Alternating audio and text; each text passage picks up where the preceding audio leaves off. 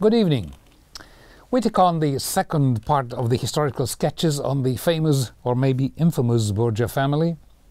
We left the story when the Turkish brother of the Sultan, by the name of Cem, who was kept in the Vatican as a guest hostage on behalf of his brother, the Sultan, was found killed at Capua near Naples.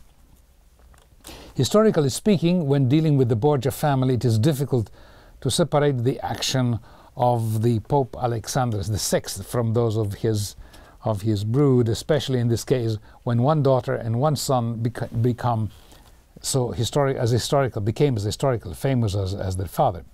Their stories intertwine, but to make sense or attempt to make sense of the whole, we must treat separately of the protagonists.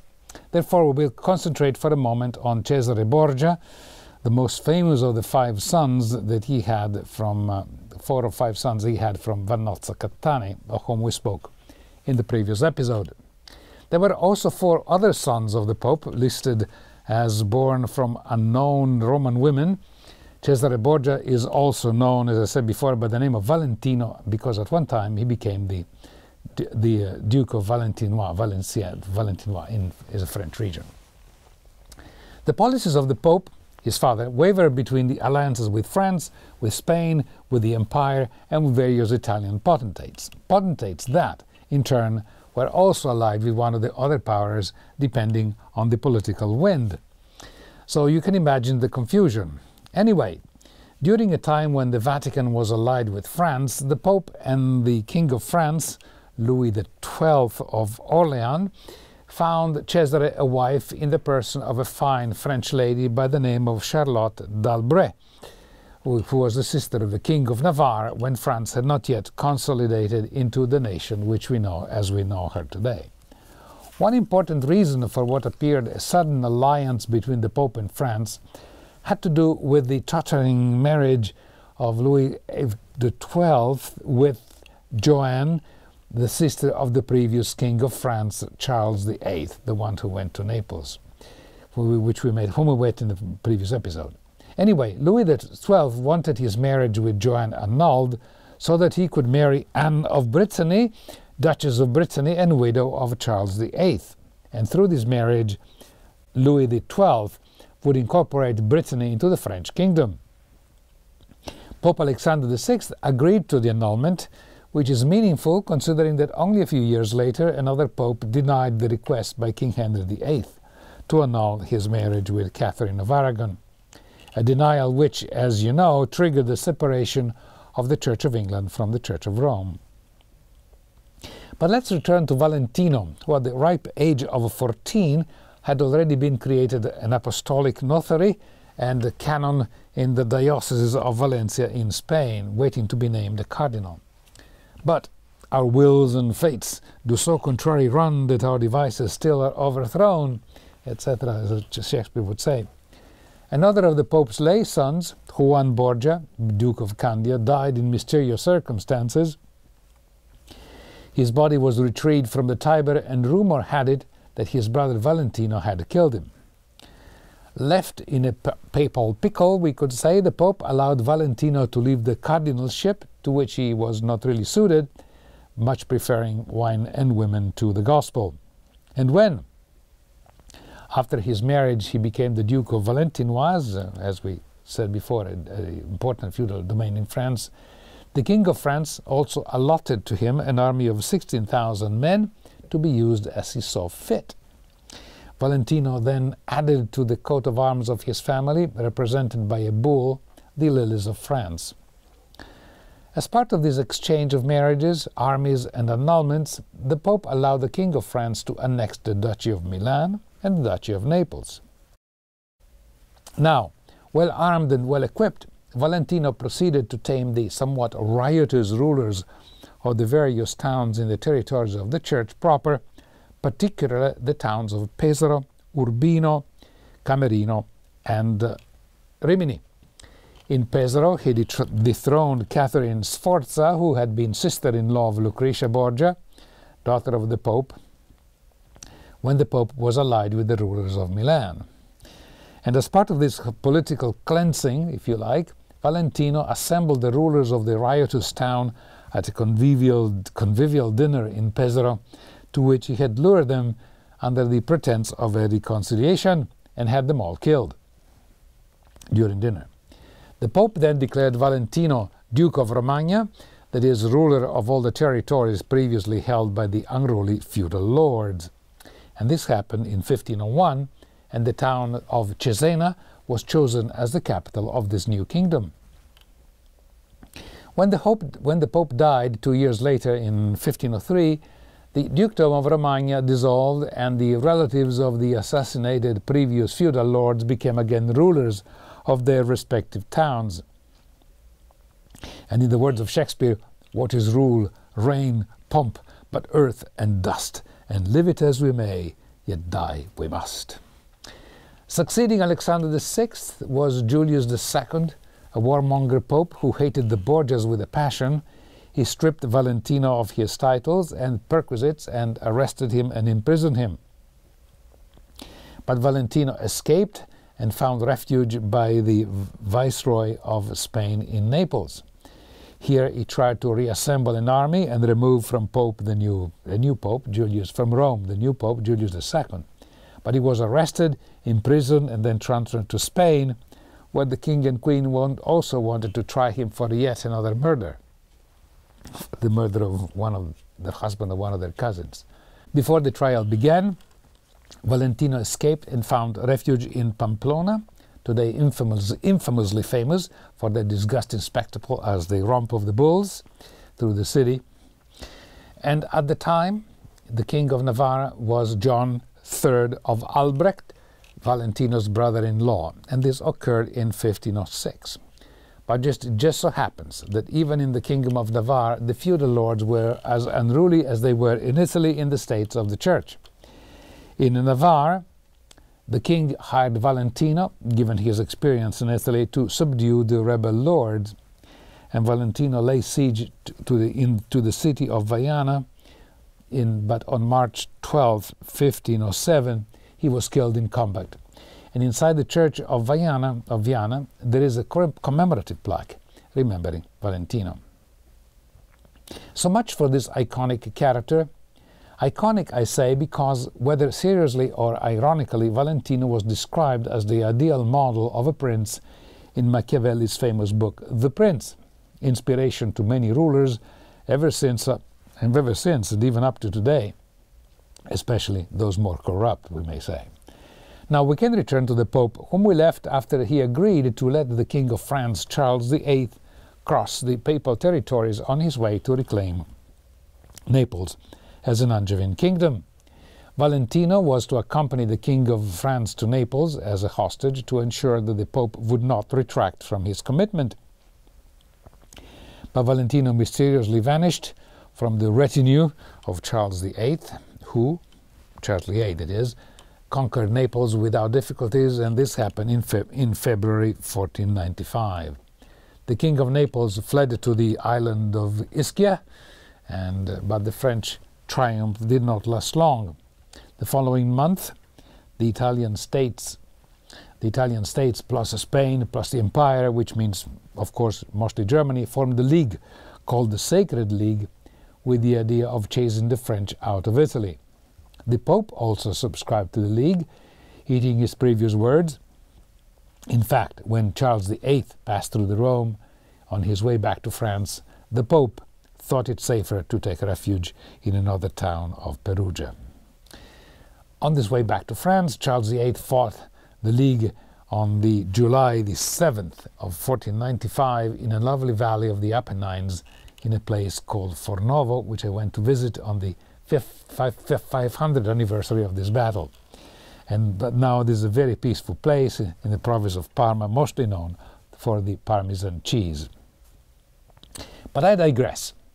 With the French on their way out, Pope Alexander thought it better to reconcile himself with the King of Naples and with his Spanish relatives, and this King of Naples were tied to Spain by birth and by political interests. Now, the Pope then, what did he do? He annulled the first marriage of his daughter Lucretia with the Duke of Pesaro, after which she married the Duke of Bisceglie, nephew of the current King of Naples, who in the meantime had come back from his exile at Ischia. Very complicated, but this is what happens in politics. In 1497, as mentioned before, the elder son of the Pope, Juan, Duke of Candia, was found dead in the Tiber, a crime that remained unresolved, but it was maybe thought that he had been killed by his brother. And in Florence, in the meantime, in Florence, I'm getting ahead of myself, a born-again Christian by the name of Girolamo Savonarola was preaching fire and brimstone against the Vatican. The Pope excommunicated him, but Savonarola continued to spread his rebellious message of reformed Christianity, penance and redemption. Annoyed with this warring religious rebellion, the Pope threatened to declare the interdict to Florence and its domains, which meant, more or less, that all Florentines would no longer be considered Christians, and this was a powerful threat at the time. The government of the city arrested Savonarola as a heretic and burned him at the stake in 1498 on order from the Pope. Some historians have said that while the people of Florence at the beginning were all in favor of Savonarola and his crusade against luxury, they gradually got tired of self-imposed austerity, so that in the end they welcomed his removal. No one can be certain, of course, but that is why history lends itself to so many interpretations. Anyway, after this Savonarola episode, Alexander VI was ready for yet another change of policy. Remember, the King of France, Charles VIII, had come and gone. Naples was back in the hands of the Spaniards, and the Pope had joined the Sacred League against Charles VIII. The king, in turn, had returned to France. He died and was succeeded by the new king, Louis XII. Now, the Pope decided to ally himself again with France, and first thing that he did was to nominate Cardinal, the Prime Minister of France, George d'Amboise, Bishop of Rouen. He then acceded to the request of the king to occupy the Duchy of Milan and to let him conquer Naples once again. The king took the Duke of Milan, Ludovico il Moro, prisoner, but did not kill him. He was kept in jail in the castle of Loches on the River Loire, beautiful place, where he died 8 years later. The Spaniards, King of Naples, Frederick, did not fare much better. He was also captured, deported in France, and died in Tours in 1504. The most tragic event of this war was the sack of Capua, a city near Naples where thousands were killed. Soon after the French conquest, new squabbles arose between France and Spain. Louis XII lost a major battle near Naples, and in turn this led to the Armistice of Lyon in 1504, thanks to which the entire kingdom of Naples became annexed to Spain as a vice kingdom. And this marks the historical beginning of a large influence that Spain had on the south of Italy, influence in custom, tradition, and language. Among the most important traces of Spanish domination, still extant today through Italy, is the use of the third person when addressing a stranger or a person in authority. So in Italian you have the thou for friends and family, and the she, even if she is a male, for a third party, the equivalent of the Spanish usted. In the meantime, as you recall, Lucrezia, daughter of the Pope, had married a Spanish duke, the Duke Alfonso, when the Pope was cozy with Naples. While Alfonso was in Rome with his wife, he was attacked by a terrorist, and he was gravely wounded but did not die. However, while recovering in the Vatican, he was later strangled in his bed by a terrorist agent of Valentino, who went in history by the name of Micheletto. This episode, among others, gave rise to the so-called Black Legend of the Borgias, according to which Valentino killed Lucretia's second husband through jealousy, as Valentino was also his sister's lover. Alexander VI himself was also reputed as an incestuous erotomaniac. The Italian poet Sannazaro, after Lucretia's death, composed a Latin epitaph that, translated, reads, "In this tomb lies a woman called Lucretia, who was a taide, a Latin theatrical character, a synonym of a prostitute. Of Alexander VI, she was daughter, wife, and daughter-in-law. Nor was the gossip, I may say, left only to the poets. Another Napolitan prince had put in his candidacy for the second marriage to Lucretia, whereupon the King of Naples sent 2 envoys to speak with the family of the possible groom, to speak with the family and see if it was okay. But the father of the would-be groom declared that he would never welcome in his house a woman who slept with her brothers. Lucretia was married for a third and last time to the Duke of Ferrara, Alfonso d'Este, in 1502, after extensive negotiations centered around the value of her dowry. Her travel from Rome to Ferrara took a month, while all the feudal lords in the various towns and castles on the way paid homage to this illustrious bride. From her marriage to the Duke of Ferrara, 5 sons were born, 3 male and 2 daughters, and Lucretia died at age 39, while delivering her last daughter, Isabella Maria, in 1519.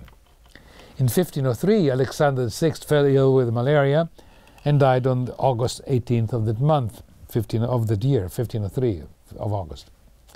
Given his past, rumors began to spread that he had been poisoned while attending a banquet in the palace of one of the cardinals, but malaria was endemic around Rome due to the abundance of swamps. They were called the paludi pontine, the Pontine Swamps, which were eventually drained only in the 1930s by Mussolini, by the way. We will end this brief excursion in the life of the notorious Borgias with a segment especially dedicated to the Pope's best-known daughter, Lucretia, and to the Pope's best-known lover, next best after the mother of the sons whom he recognized from Vannozza Cattanei. To begin with, Lucretia was very beautiful, so much so that the Renaissance painter Pinturicchio featured her in the robes and garb of a saint in the painting entitled The Dispute of St. Catherine. She was a blonde, slim, had slight skin tone and clear eyes. This painting is found in the so-called Borgia apartments in the Vatican, which are part of the tourist trail if you ever visit. She was born in 1480, the last but one offspring of the Borgia's brood issued, as I said before, from Vannozza Cattanei. Lucretia grew up with her mother in the palace of Santa Maria in Portico, the Pope's gift to his lover, but soon she was entrusted to the cares of a cousin of the Pope by the name of Adriana de Mila Orsini. While growing up, she came to know that other famous Renaissance woman, Giulia Farnese, the next lover of Alexander VI, who replaced Vannozza, as we said before. In 1493, Alexander VI, now a pope, gave Lucretia in marriage to the Duke of Pesaro, Giovanni Sforza, cancelling a previous engagement with a Spanish nobleman. And this happened when Lucretia was 13 years old, and the consummation had to be postponed. The marriage was not fruitful, and the Pope annulled it in 1497 on the ground of her husband's impotence when Lucretia was 17. Hollywood, always attuned to prurience, has gone to town with this episode, but Giovanni Sforza's first wife had died during delivery a few years before, which raises some doubt about the reasons for the annulment. Still, Giovanni Sforza was angry, and it is at this time that rumors or conjectures began to circulate about possible incestuous relationship between Lucretia, her father, and her brothers, supported, however, by information from other various sources, as we saw in the previous episode.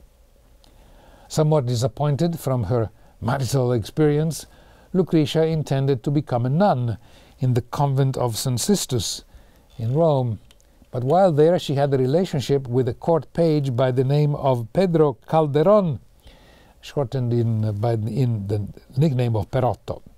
Lucretia gave birth to a boy called Don Juan, who came to be called the Infant of Rome, or the Roman infant rather.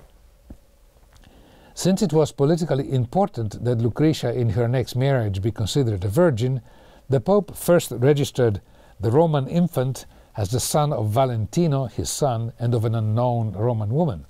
But later he changed the registration.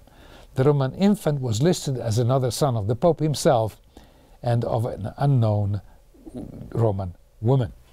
You can see how this obscure matter gave rise to all sorts of speculations. The Pope nominated the Roman infant Duke of 2 Italian towns, and for good measure, and to ensure Lucrezia's respectability, Valentino had the real father of the Roman infant, the court page Perotto, assassinated. In 1498, Lucrezia married Alfonso, Duke of Bisceglie, near Naples, who belonged to the Spanish, this husband belonged to the Spanish Neapolitan court, and a son was born by the name of Rodrigo, like the Pope.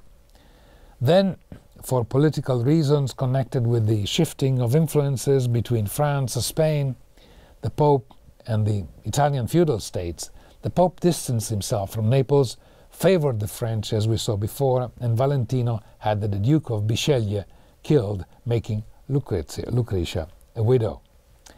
That this murder was common knowledge. The Duke was assailed in Vatican Square. He was wounded, but managed to escape and survive. However, as he was recovering from his wound inside the Vatican, Valentino's executor and assistant in crimes by the name of Micheletto had the Duke killed.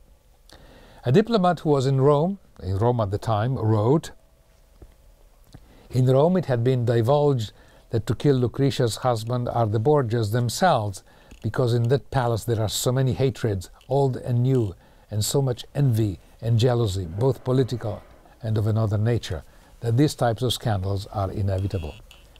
But a new career opportunity, as we would call it today, opened for Lucretia. The Pope made her regent of some important towns in central Italy, as well as the duchies of Nepi and Spoleto.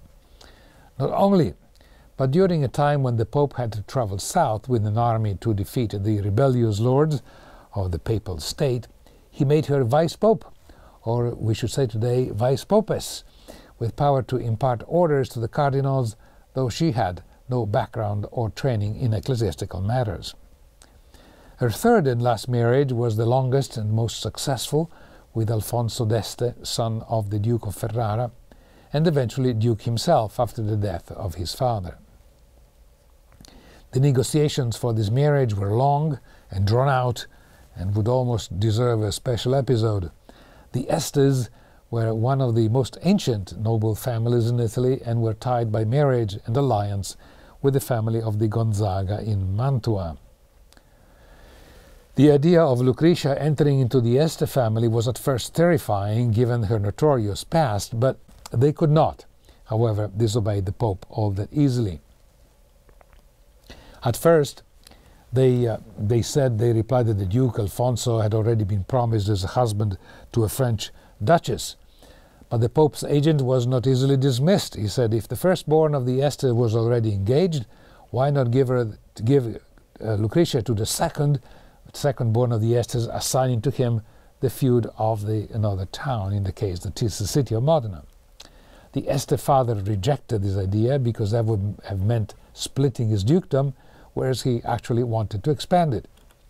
In the end, the Estes had to agree to admit Lucretia into their family after extended, almost comical, reading the documents, comical negotiations between Alexander VI and the father of the bride.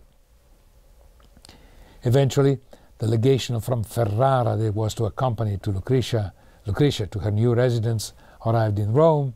A secret note from the special ambassadors of the father of the bride in Ferrara says, "The bride is adequately beautiful, but her manners and demeanor make her appear even more beautiful. All in all, I think she is perfectly qualified, which lets me presume that we should not suspect sinister things. We know what we alluded to.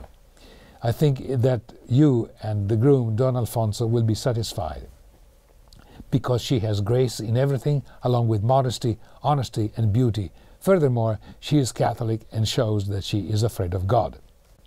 Nevertheless, before Lucretia left her Roman home, the Pope and his son Valentino, on the night of the 31st of October, organized what can only be described as an orgy, to which 50 local prostitutes were invited. And I quote from the chronicle of the scrupulous German master of ceremonies, Jacob Burckhardt, and he says, "It was Sunday evening, the dinner was good, after which the 50 courtesans entered and began to dance on the rhythm of music with servants and young people of the house, first dressed and then completely undressed. As the evening progressed and the light dimmed, the nude courtesans were requested to lay down on the floor and pick up chestnuts that were thrown to them by the guests. Assisting to the feast were the Pope, Cesare, meaning Valentino, and his sister Lucretia. Eventually, the cortege with Lucretia and the entourage left for Ferrara, and from her last marriage, 3 sons and 2 daughters were born. She died while delivering her last daughter, Isabella Maria, in 1521, at the age of 39. The character of Lucretia Borgia and Giulia Farnese would really deserve their own historical sketch, for, as I said, there is much documentation on their respective lives and the lives of their relatives, husbands, and lovers. Maybe we will produce another episode. But the objective with these 2 sketches was to give you an idea of how intricate was life in high places, so to speak, during the roaring years of the Renaissance, and why Pope Alexander VI has gone down into history as the undisputed world champion of papal corruption. Until next time, I am Jimmy Moglia for Historical Sketches. Good night.